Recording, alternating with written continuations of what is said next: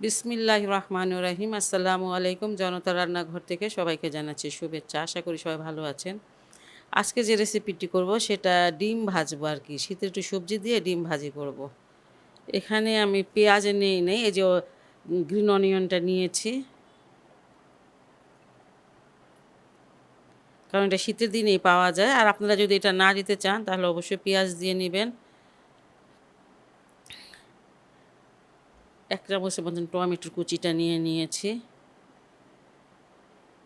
একটু মরিচটা একটু বেশি দিয়েছি, 4টা মরিচ, এই যে সবুজ আর লাল মিলে। আর এখানে আমি বেগুন কুচি নিয়ে নিয়েছি কিছুটা। আপনারা যতটুকু ডিম ভাজবেন সেই আন্দাজ করে নিয়ে নেবেন, আর এইভাবে ডিম ভেজে খেয়ে দেখবেন যে কতটা টেস্টি। এখানে আদা রসুনের পেস্ট হচ্ছে আধা চামচ।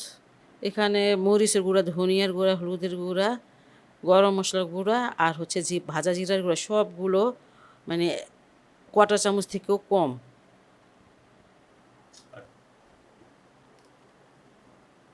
লবণটা দিয়ে দিলাম স্বাদ মতন। সব কিছু ভালো করে চটকিয়ে নিতে হবে। এখন বাজারে এত রকম বেগুন পাওয়া যায়, দেখলে একদম আমার অনেক ভালো লাগে।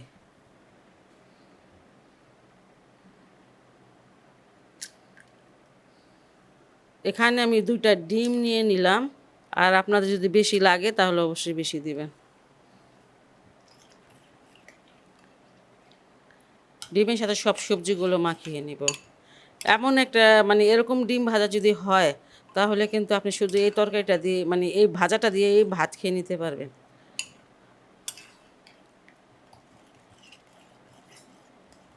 দেখতেও মাশাআল্লাহ কালারফুল, খেতেও ভালো। ডিমের সাথে সবজিগুলো মাখানো হয়ে গেল, এটা এখন সরিয়ে নিচ্ছি। ডিমটা ভাজার জন্য তেল দিয়ে দিয়েছি, আর ডিম এখন ঢেলে দিব। এগুলো অনেক বেশি গরম করে নিতে হবে না।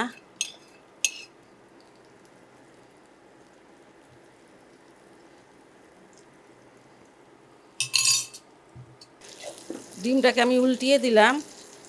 আর মানে যে সবজিগুলো খুব নরম হয় সেই সবজিগুলোই দিবেন ডিমের মধ্যে। শক্ত কোনো সবজি দিলে এটা মানে সিদ্ধ হতে সময় লাগে, আর আমরা তো ডিম ভাজার সময় অত সময় আর দিতে পারি না। যাই হোক,